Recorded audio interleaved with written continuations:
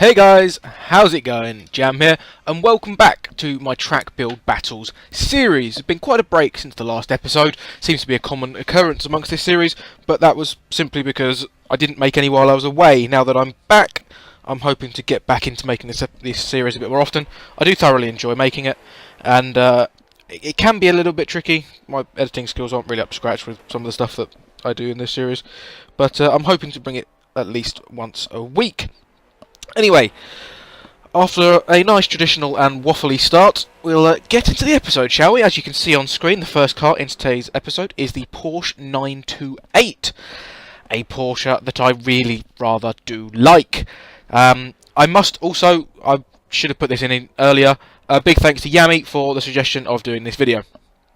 And yes, I'm not the biggest Porsche fan, but I do like quite these old ones where the engine is actually in the right place. Good old front-engined Porsches. The 928, and later on in the episode we'll see the 944, as you'll have probably read from Yami's comment that I will hopefully have put on screen if I don't forget.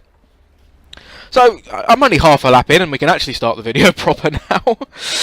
Porsche 928, as always, starting off with the vital statistics. Do I normally start with the Forza stats or the other ones? I don't know. I think I'll start with the Forza ones. Yes, as always, the nice pointless stat of top speed. This car is showing a 6.8 top speed, which I think is relatively average in this series. But as always, we will pay far more attention to the fact that this car can manage 154 miles an hour as we go down the back straight that we're entering onto now. Hit 154 miles an hour by the time we hit turn 1.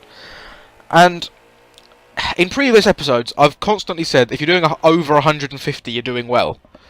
Well, every car is doing well lately, so 154 is probably actually only quite average. There's only been a few cars in this series that didn't hit 150, but I guess they went all early on, which made me think the average was a bit different. So perhaps if you're not doing 150, you're actually doing really badly, and 154, while seemingly impressive, may actually only be quite average. Yes. So the next stat is handling, 5.7, pretty damn solid handling stat. I think that's the same, or in the same ballpark definitely, as most of the muscle cars that top the leaderboard. I'm pretty sure the Novas had something 5.6, 5.7. I know the Dodge Charger had 5.7, I think it was. And I think the Mustang was about the same as well. And that coupled with 5.7 braking. So far, it's looking promising. It's got a decent high-end speed, and it has decent handling stats as well. So the final stat to look at is the acceleration stat, which is 8.6.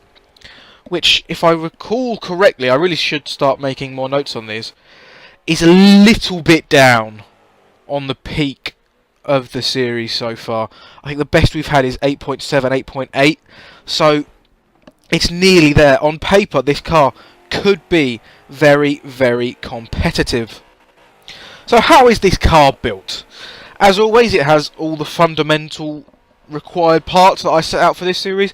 It has the race tyres, it has the race roll cage, and it has the race aero. After that, things got rather tricky.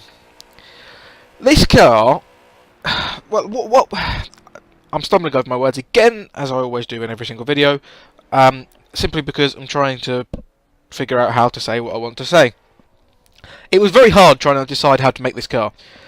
I don't think this is the original build that I made for the car. What I always do when I make this series is I throw a build together, I give it a 3-lap shakedown to see how it drives. Because if it's going to drive horrible, I don't want to spend the whole 10-lap run driving it.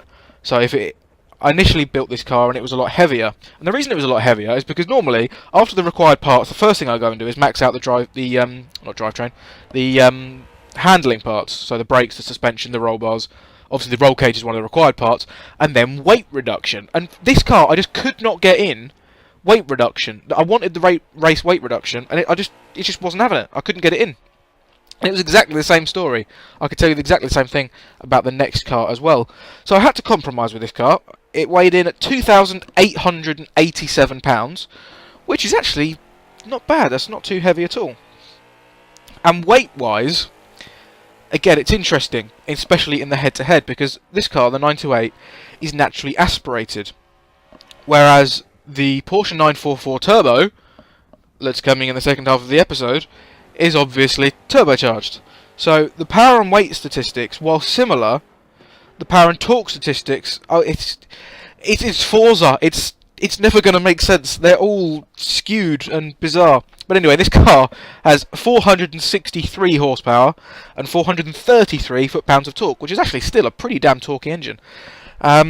For the comparison for the weight, I think the power-to-weight ratio is a little bit down, especially on some of the muscle cars we've had earlier in the series. But I must say, it was a really nice car to drive.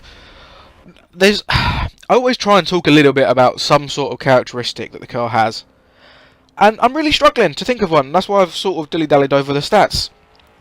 Because it was just nice.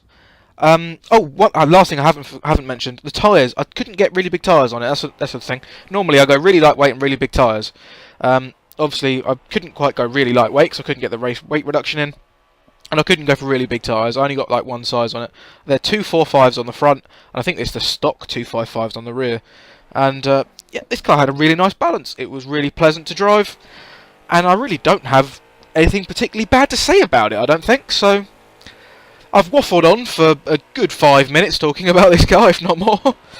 And that is it for this one, so I can move on to the next car and waffle on about that one instead. And as you can see, it is, as I've already mentioned, and you've already seen on screen, thanks to Yami and his comment, that this car is the Porsche 944 Turbo. I think it's the only other front-engined rear-wheel drive car that Porsche have in this game, although saying it out loud now, I could be wrong. Anyway, it is basically, these are the only two Porsches that I really like. Some of the other ones are okay, but I'm just not particularly a Porsche fan. So, straight up, one of the big visual differences in this car, apart from the fact it's orange, is the rear wing. As you might be able to tell, there kind of isn't one. Well, do not fear, there is actually race aero on the rear of this car. It's just looks funny. The Porsche 944 has a kind of rear wing anyway. It extends from the sides of the cars, from each side of the car, even. There's not two of them. And you can sort of see it, it's the black bit that sticks out of the back. Well, instead of putting a rear wing on top of that, the Forza Aero just sort of makes that bigger. So it's almost like a big bowl coming off of the rear window. But apparently that does count as Forza Aero. And it is generating downforce in the same way that a rear wing apparently would, I presume, at least. So that is that out of the way. And of course, as I mentioned, obviously, it does have race front aero as well, race roll cage and race tyres as the mandatory parts. But I was just about to say something really interesting that I hope I remember to say later, but before I do, I will move on to the statistics of this car. Comparing the Forza statistics, the handling and braking are the same, both at 5.7, likewise with the 928 in the first part of the episode. And once again, it was a very nice car to drive. Although, again, this car is not in the very original build. The first original build that I built it with, it was much heavier. And I think it had thicker tyres to compensate. So, but after all the builds was finalised, we've ended up with 2,865 pounds, which is pretty much the same weight.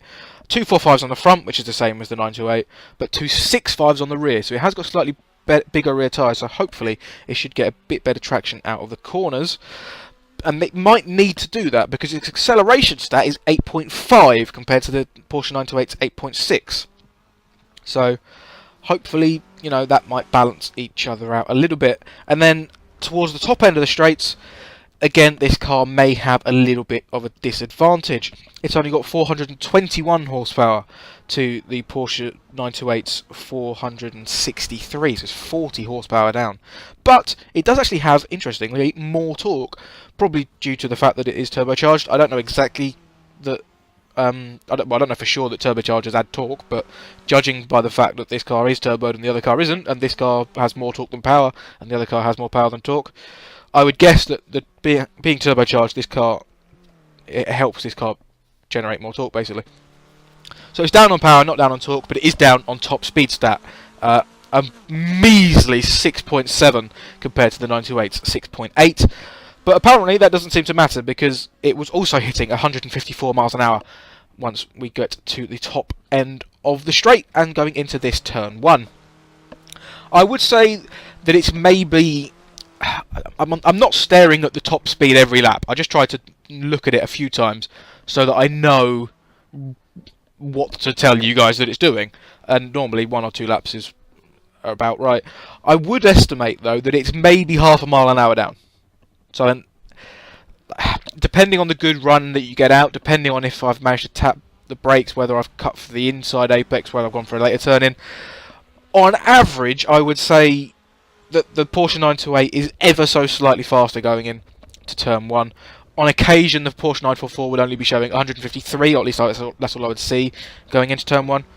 But I know that it can hit 154. I just think the 928 was a more consistent 154, and maybe it was more like 154.7 compared to the Porsche 944's 154.2 or something. So yeah, it's never going to be exact. I would hazard a guess that the 944 is slightly weaker on the straights. All the information I've got written down in front of me tells me that, and from the experience, although I don't know for sure, I haven't raced these cars together, it seems as though it is a little bit down. And once again, Forza just completely baffles me, because these cars are really rather similar. I keep mentioning how similar they are, and yet they're not. They weigh virtually the same, they've got virtually the same tyres, they've got virtually the same torque, they've got virtually the same statistics, they get virtually the same top speed. I know one's turboed and one isn't, but then why is the 944 40 horsepower down? It's a PI thing, I know. And the other thing that I was going to say that was quite interesting, the other big difference in these builds, this Porsche 944 was running a completely stock gearbox. I didn't even upgrade it to Sport, I don't think there was a street one, whereas the Porsche 928 was running a race gearbox, and that was simply because after putting the power in, while fine-tuning for the last sort of 10 PI, I had a quick look to see what the gear ratios were like, and on the Porsche 4 they looked alright, and they were.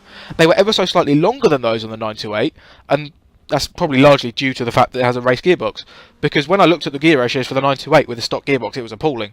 And adding it into a sport gearbox, you can have a look again, but all you can adjust is the final drive, and I don't get to do any tuning in this series, so that was completely pointless. So I shoved in a race gearbox, and it actually used up quite a lot of PI. So it's really baffling. This was a real eye-opener to how sort of similar and different cars can be at the same time, as in the builds especially. But that is it for this segment of the video. Let's go and see how similar or different these cars are once we go onto track. Starting off, flying down into turn 1, both cars are going to be hitting about 154 miles an hour, and it does indeed look as though they are neck and neck going around turn 1. Are either of the cars going to be significantly better on the brakes? The easiest way that I can tell who's in front is by the camera changes, and they are happening almost simultaneously at this point. Both looking nice and neat out of turn 3. Often a lot of cars get sideways. You definitely saw me do that in one or both of the cars earlier in the video. The Porsche 944 wasn't using as much entry curb into the Degners, but it was using a little bit of the inside curb on the exit, which is very unusual. Normally cars run wide and use a lot of exit curb.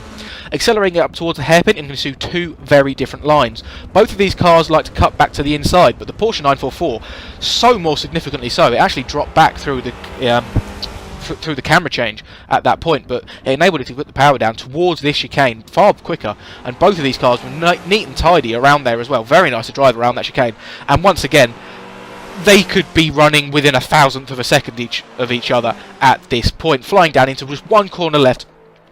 Quite often we see cars run a little bit wide. The Porsche 928 on the left hand side of the screen also once again running that little bit wide. The Porsche 944 was a little bit tighter, and I mean your guess is as good as mine to see who's like slightly ahead at this point, but it's just a drag race to the line. They're going to cross the line. Can you tell who's ahead there?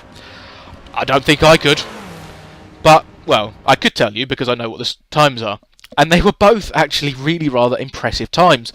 We've led with the Porsche 928 all episode, so we'll start with that one, and as you can see it was a 1 minute 26.560, stopping the riot of runaway muscle cars at the front of the table.